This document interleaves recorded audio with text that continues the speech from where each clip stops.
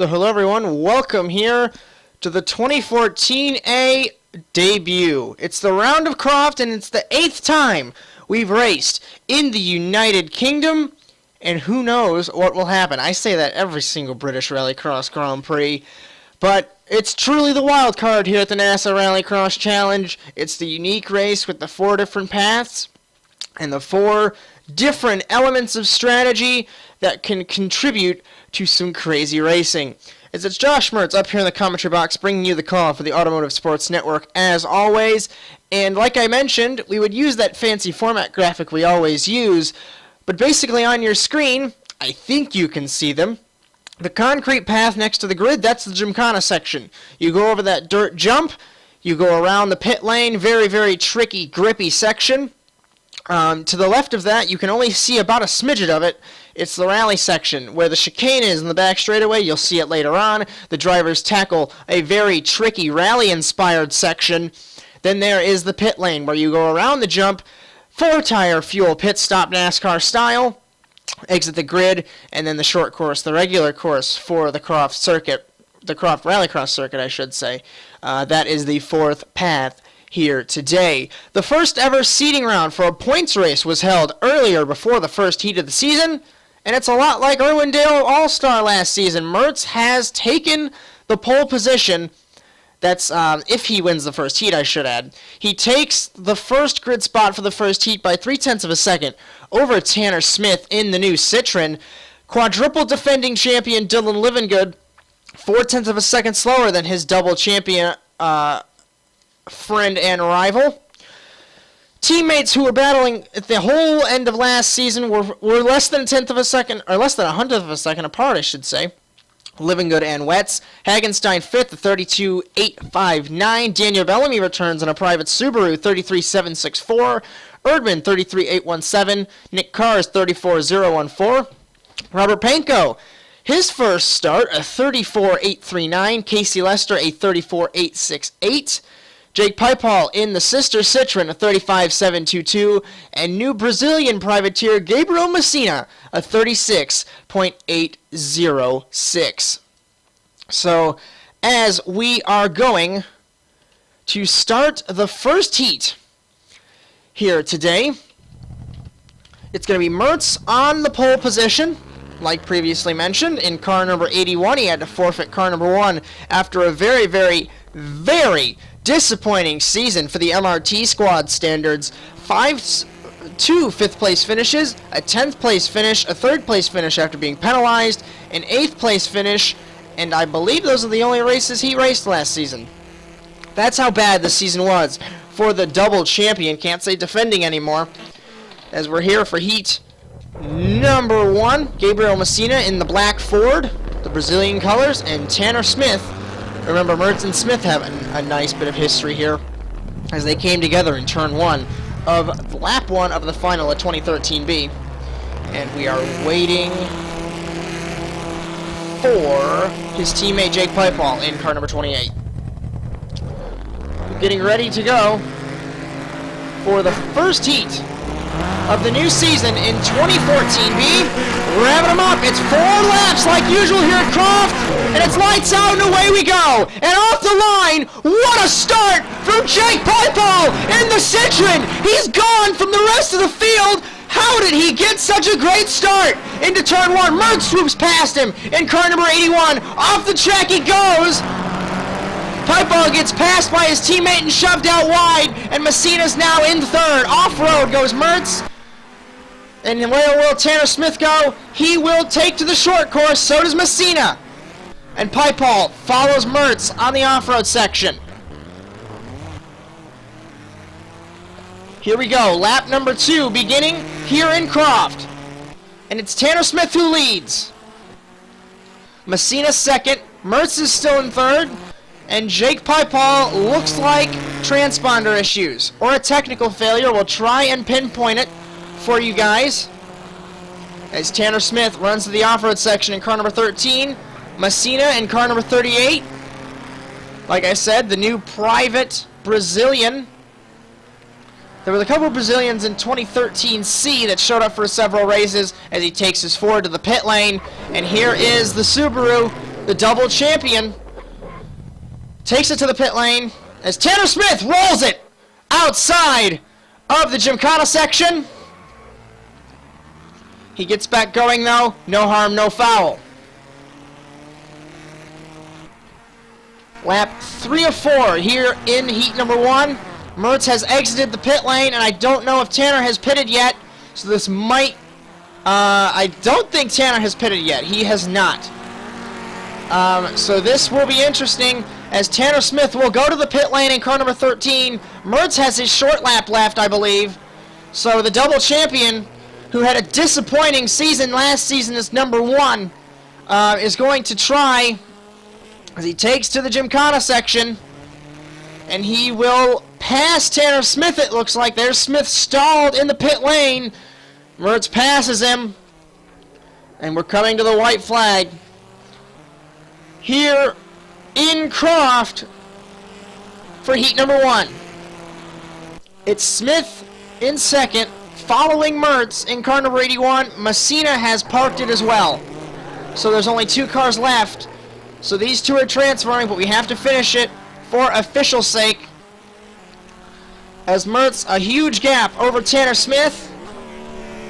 He had a disappointing season last season. He only practiced for the last 4 rounds of the championship. But he's back in style, winning his first heat in 2014A, and on pole position. Mertz wins heat number 1, and transferring through will be the privateer winner for the last 7 rounds of 2014A. Tanner Smith is your victor. So let's go back and take a look at that start from Jake Pipal. I haven't seen something like that in a long time, and that was Dylan Livingood-esque by the American driver in the Citroen.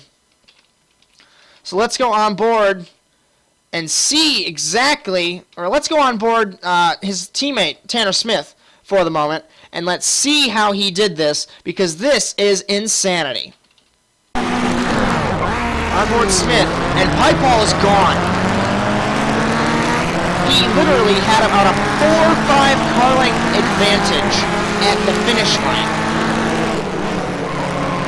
But he ran it wide. Mertz was able to swoop in. He ran off the track, and Tanner Smith was able to swoop in as well.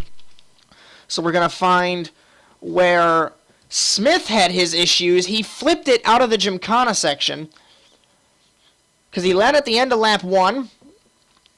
That's when Pipal either had a failure or a transponder issue. We'll try and clarify what happened there. This is going to be from the helicopter camera. You're going to see, there he is, Tanner Smith, car number 13, 4-time winner in the NASA RallyCross Challenge. Twice 2013B, twice 2014A. Looks like he clipped the wall and it tossed him right over in the Citroen. And that might have sealed his fate for a heat win, as he could have possibly done it.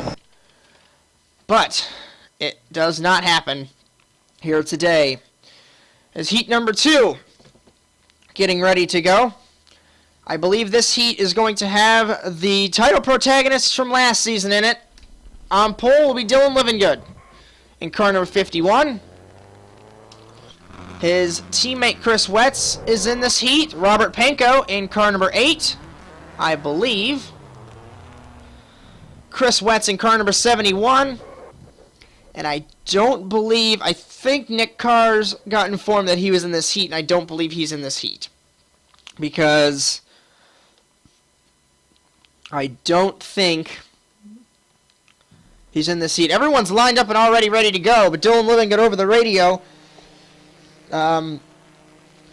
saying this heat is wrong, and he's trying to figure out how it's wrong.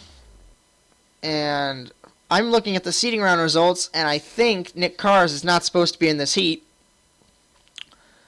But we'll see here in a moment if Nick Carr's, yes, he's getting told to go back to the garage because you are not in this heat. So that will put Pankow is still in second. No, he has to move to the outside. So the teammates are in place. Livingood and Wetz. So the quadruple champion and the runner-up. Remember last season in Irwindale, when Wetz choked it away, on the penultimate lap entering the chicane. So that'll put Panko in the 4th position. And we're going to see if, I believe it's Casey Lester. Lester not joining up to the grid right away. Trying to hear the director in my headset saying Lester has a transmission issue. There we go. He has a transmission issue and can't get it into gear. He's sitting in his pit box and the car will not go into gear. So that is that. Rev him up for heat number 2, and it's lights out and away we go. And off the line, it's going to be Living Good with the hole shot in car number 51, the quadruple champion, pulling away from his teammate Robert Panko, who are side by side. Into turn 1, Panko lets Wets through. And let's see who goes where. For the first split of Heat 2, Living Good off-road. Wets and Panko do not. Wets will take it to the pit lane, and so will Panko in car number 8. So this should keep Living Good in the lead, as these two will be immobilized for 15 seconds. As Wets and Panko to the pit lane. Living Good rounds the dirt section and back out onto the regular Croft pit lane. He leads lap number 1. As pulling away in car number 51, your quadruple champion. Remember his 4 consecutive podiums that were on the top 2 steps, which drove him to the 2014 A Drivers' Championship, one of his most impressive performances. As I know a lot of the fans give him crap for most of his other championships. His 2012 C, he inherited it from Mertz after Mertz got placed 1 position back from where he already was. Panko's around halfway. Mertz hit Living Good, parked the car, finished 9th, and then was sent to 10th to give Living Good the 1 extra point. But this was after the doubleheader tiebreaker Mertz won. So that was that. 2013A was canceled after 3 rounds, and 2013B was canceled after 6 rounds. So this was the full first season that Living Good won without any controversy.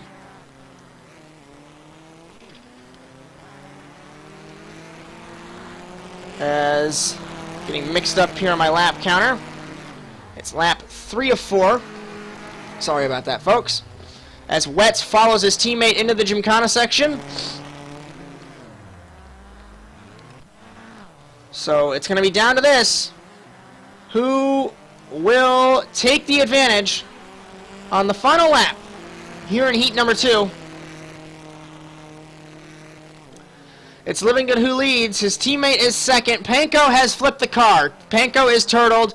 So once again, we will have a heat where the only 2 cars running will be the only 2 that transfer.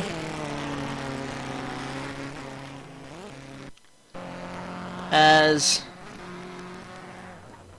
Living Good and Wets round the final corner. Wets hits the wall, but it doesn't really matter, as Living Good wins heat number 2. His teammate will transfer, and Panko has climbed out of the car under his own power to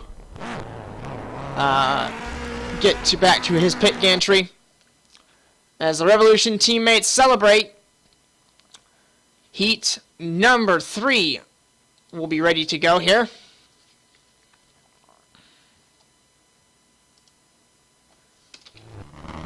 And here we are for heat number 3. Tristan Hagenstein in car number 83, the best of the non-Revolution Racing drivers. What a hell of a season he had with 5 consecutive podiums. Then it's Nick Cars, Daniel Bellamy in his private Subaru, and Cody Erdman in the sister MRT Subaru. As Hagenstein moves down to a privateer effort with Subaru MRT Jr. Weather up for the final heat here in Croft. It's lights out and away we go. Off the line, it looks like everyone is even. Erdman at the line gets the hole shot. As side by side, Cars and Bellamy into turn 1. Cars nearly hits Erdman. He does. He bumps him, but it helps him through the corner. Side by side, Hagenstein with Bellamy. The split Hagenstein, last second ditch effort to the off-road section. Cars is all over the back of Erdman. And Hagenstein's around in car number 83. Erdman pits. Rounding the final corner, it's going to be Nick Cars leading after the first lap here in Croft. As these two took their short course laps, Erdman is pitting. Left side jacked up on that Subaru. Hagenstein in third. As these two battling now, as they both go to the off-road section. Hagenstein in third, Erdman now fourth. As these two are side by side, you never want to go side by side. Cars does a wheelie, and Bellamy gets ahead of him in his private Subaru. The manufacturer Ford, the only one here, as Keith Sherman did not arrive to the circuit. Erdman goes off-road. Hagenstein to Gymkhana. And we are going to be on the third lap of the race as Cars has rolled it. And he flips back over, but this is going to hurt him. Hagenstein going through the Gymkhana section. Hopefully they don't collide. Is Nick Cars holding second, but it's not going to be for long, I don't think. As Hagenstein bearing down on car number 35 as Erdman now. Erdman's the spoiler in this, as I believe Bellamy is holding the transfer spot as Erdman has already pitted. Bellamy to the pit lane. Hagenstein and Cars are also pitting, so let's focus on Cody Erdman. Bellamy, the left side is being jacked up on the private Subaru. The private MRT squad has jacked up the right side of Hagenstein's car. Cars is jacked up as well, but Bellamy will take the white flag in car number 125. I thought Erdman was going to get the Delta, but he is rounding the Gymkhana section. And I think they both have their short course laps left. Hagenstein exits the pit lane, so does Cars, but they're third and fourth. As Bellamy, a convincing gap over Cody Erdman. He has to take the Gymkhana section. So let's see here if he can get it. Erdman to the short course, rounding the final corner. And it's going to be Daniel Bellamy winning here in heat number 3. It's a little slow with our graphics processing. Sorry there, folks. Erdman second, Hagenstein third, and Nick Cars will finish fourth in the manufacturer Ford. If you have any, if you see any graphic issues with the lap counter viewers, I sincerely apologize for that. That's a new thing we're testing here at ASN, and we've got a lot of buttons to push in the control room, so we might get confused once in a while, so I sincerely apologize here. Getting a lot of bugs worked out. We worked on a lot of graphics over the off season to make the broadcast even better for you guys and make the viewing experience that much more intense. Here's the LCQ now, and it's the same as always. 4 laps here in Croft. They have fixed the transmission glitch that held Casey Lester back from competing in his heat. Tristan Hagenstein draws pole for the LCQ. Gabriel Messina second. Lester third. Fourth place, I believe, is Nick Cars. No. It is Jake Pipal, once again on the outside in car number 28. Then it's Nick Cars and Robert Pankow. Your running order for the LCQ. Or your grid, I should say. It's getting ready. It's the same as always, because it's always 4 laps here at Croft. No 3-lap business. 4 laps. Top 2 will make it to the final here in Croft. And it's lights out and away we go for the LCQ. Off the line, Pipal is gone. I don't know how he does that, but he's got a clear advantage over Casey Lester, Tristan Hagenstein, and Nick Cars. Into turn 1, Pipal trying to be caught. Then it's Lester running it wide. Hagenstein will take the fight to him. Who will go where at the split? Hagenstein goes off-road along with Messina. Everybody else runs the chicane. Pipal goes short course. Cars to the pit lane. Panko to the pit lane along with Lester. As Pipal runs it wide. This means he will lead at the end of lap number 1, but he's got a transponder issue in car number 28, and he will forfeit the position. Hagenstein's over from the lead in the LCQ. Tristan Hagenstein has flipped the car, so he will drop to second and lose a lot of time in car number 83. Messina now leads. Hagenstein relegated to second. As these three drivers, Panko, Cars, and Lester all have pitted, they have gotten the slowest lap out of the way. The penultimate slowest, the top two have gotten through, so that will not be an issue for them, as they both take it to the pit lane in cars number 38 and 83 respectively. Cars, Panko, and Lester all go off-road, so I think there's two groups, and they're doing differing strategies. As you should see them rounding on the back of your picture now, there's Cars, Panko, and Lester should appear in a few moments' time. There he is. In the meantime, Hagenstein's left side has yet to be dropped in car number 83, but this should put Cars through to the lead in car number 35. As penultimate lap begins of the first LCQ of the season. And he is leading, and I believe he has his Gymkhana left and his short course. As Messina and Lester side by side in the car number 50 and 38. As Cars is over! Cars is flipped from the lead of the LCQ and he's cartwheeling and he's sent over the fence as Hagenstein has crashed as well. Panko is through to the lead as these three are under a blanket. As this is getting interesting. As rounding the final corner, taking the white flag is Robert Panko in car number 8. The Monster Energy Subaru Impreza. Hagenstein transferring currently in second. Lester third, Messina fourth. This is for the highest spot these guys can get is second or third if they don't transfer. Panko is currently locking up second, possibly in Privateers. As rounding the final corner, there's one Privateer through. He's got the win guaranteed. Unless Panko will. Robert Panko transfers in his first NASA RallyCross race. Hagenstein second. Third in Privateers is Lester. Fourth is Messina. So that's your Privateer running order here. We're going to take a look at what happened with Nick Cars.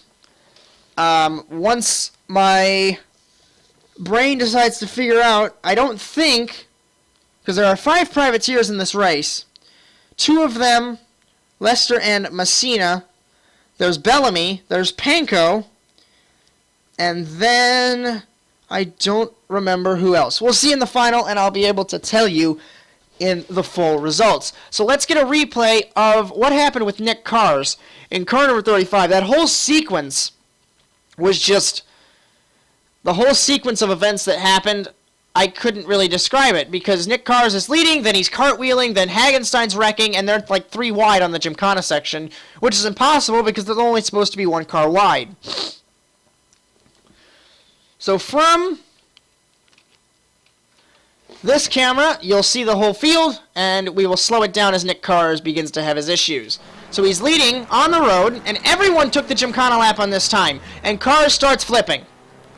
Cars is flipping. He's out of it. Panko takes the lead.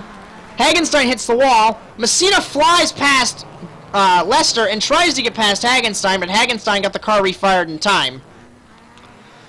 And that allowed Panko to run out and take the lead. Hagenstein, as everyone took the same path on the last 2 laps of the race. The only thing that differed was 3 took the offered lap on the first lap, or the second lap, I should say. 2 took it on the first lap.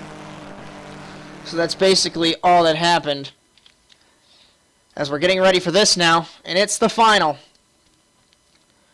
Here in Croft, we have 8 cars getting ready. And pole position.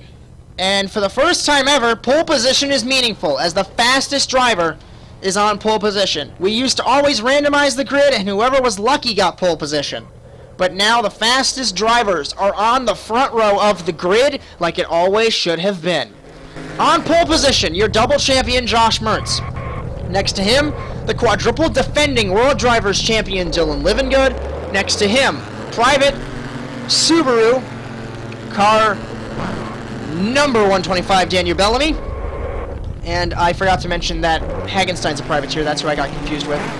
Another private contender, Robert Pankow next to him. Back row, Tanner Smith for the Citroen team, manufacturer car. Wett's a manufacturer car. Erdman a manufacturer car. And Tristan a privateer. Revving them up for the first round of the championship. It's lights out and away we go. And off the line, Living Good will get the hole shot in car number 51.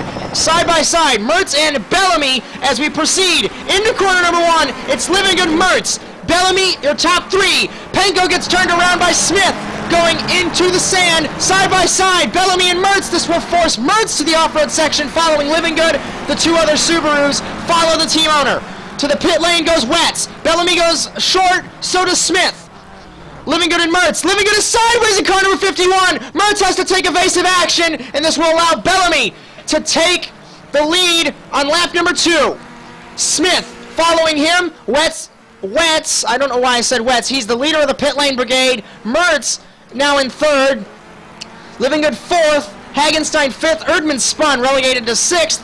7th is Pankow. 8th is Wetz. There's no pit lane brigade. He's the only one. Pankow flips in car number 8. To the off-road section goes Bellamy and Smith. And let's see what Mertz, Living Good, and Hagenstein do. As Mertz takes it to the pit lane. So does Living Good. Tristan flips the car in the Gymkhana section once again in car number 83 as these 2 are battling to the death for the lead of the final, I should say, as the penultimate lap begins. Erdman goes to the Gymkhana section. Hagenstein has fixed what issue he had. Pankow will go to the pit lane as these 2 are battling for the race lead. They already took their off-road section. Bellamy, what is Smith doing? Smith is taking another off-road lap, so he will probably get thrown to the back. Bellamy to the pit lane. Erdman has not pitted yet, I don't think. Here's Mertz and Living Good. They have pitted. They are clear. So once they pass these guys, they should be in the lead of the race. Pankow is nearly a lap down. Bellamy and Erdman. These 2 are in the pit lane. Living Good to the short course. Wentz is flipping in car number 71. A 2nd place finish and now in the championship, and now a catastrophic wreck. White flag. Living Good. Bellamy and Mertz. Bellamy shoots to the inside going into turn 1. He turns it too early and hits the wall. Living Good holds the lead. Bellamy now 2nd. Mertz is hiding behind these 2. And Erdman now 4th. As Living Good in car number 51. Bellamy 125. Bellamy at his side like a stunt driver as they both have to take the Gymkhana section. This will relegate Mertz through to the lead as car number 81 has to take to the short course. As Mertz rounding the final corner, a disappointing season in 2014A, no more, as he wins in Croft, followed by Living Good in 2nd, Bellamy 3rd. Ignore Tanner Smith, race control has told him thrown to the back. Erdman 4th. Wetz will be 5th in car number 71. 6th place will be Hagenstein, 7th Pankow, and 8th will be Tanner Smith. As your winner, Josh Mertz, for a Red Bull Subaru MRT here today. As let's go through the final results here in Croft. Mertz wins and gets 21 points here today. We are not going to show the Drivers' Championship that might have popped up on your screen. They're the same exact thing because it's the first round of the championship. Mertz wins 21 points. Living Good 2nd, 18 points. Bellamy 3rd, 16 points. The top 3, heats 1, 2, 3, they all won them. Erdman 4th with 13. Wetz 12 points. Hagenstein 11 points. Pankow 10, Smith 9, Lester 8, Messina 7. And I believe it is then, well, let's actually bring that up for you guys. Cars and Pipal 11th and 12th. Let's actually go through some replays before we give you more points, as there were several bits of action throughout this race. First, we're going to check out the start, because that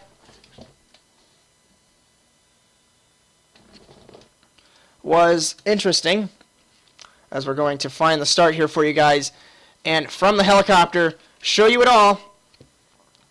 As it's really interesting that we showed points and then replays, but We haven't done replays in a while, so we're going to see the start right after the launch. Living Good leads at the hole shot, which is the start-finish line. Mertz and Bellamy are still battling. Bellamy kind of says, well, you can take it. So it's Living Good, Mertz, Bellamy wets. Panko gets hit by Smith. Smith nearly hits Erdman. Hagenstein nearly hits Smith, and that's the first split line. I believe Smith took a second off-road course. Here's Living Good. He hits him, locks the brakes up, and slides. You see Mertz behind him. Evasive action had to be taken. I believe that's Erdman. We already caught his spin in progress here in the 82 car. And Panko had flipped. And here's Hagenstein's catastrophic crash over the Gymkhana section in car number 83. He caught air, the back end hit, and he started flipping just like Nick Cars did in the LCQ, but he didn't start barrel rolling. His teammate gets by in car number 82. And I want to see here and confirm it. We saw Bellamy Smith follow Bellamy, but here they are going into turn 1 on the penultimate lap, I believe this is. And Bellamy already took it, so he's going to run it to the chicane, and Smith runs it to the off-road section again, which is strange. As these two are battling, let's keep this shot because I believe Chris Wetz ends up catastrophically crashing in his Gymkhana section, although I'm unsure. So there's Living Good, who is currently technically in second place, because once the strategy all unravels. But this put Wetz in fourth, tentatively. And he takes to the Gymkhana jump, and he does exactly what Hagenstein does, and flips it in car number 71. As once we get everything going here, the Manufacturers' Championship, or the Constructors' Championship, I should say. Red Bull Subaru MRT has a 4-point lead over Revolution Racing in the Constructors' Championship. Then it is a 15-point drop to Citroen Works Rally with 14, and Mangled Lemons Racing has 6. And the Manufacturers' Championship, Subaru, it's the same as the driver's points, but it's the highest finishing driver of the manufacturer. Subaru 21 Mertz's win. Mitsubishi second place with Living Good. Citroen 8th place with Tanner Smith, and 11th place with Nick Cars for Ford. And we're going to bring the Drivers' Championship up once again to show you leading in privateers. This is the overall. I believe we'll probably get privateer graphics next week for Valkenswaard. Sorry about this, folks. Winner in privateer is Daniel Bellamy. He gets 21 points for that championship. Hagenstein gets 17 as he finishes second. Panko finishes third, 15. Lester, 13, and Messina, 12, fourth and fifth for the privateer championship. So a very good effort by Robert Panko to get on the privateer podium in his first race in the NASA RallyCross Challenge. As I believe that's all we have time for here today for the British RallyCross Grand Prix from Croft. Next week will be the traditional trek over to the Netherlands for round number 2 in Valkenswaard. So from everyone here at ASN, thank you for watching, and so long, everyone!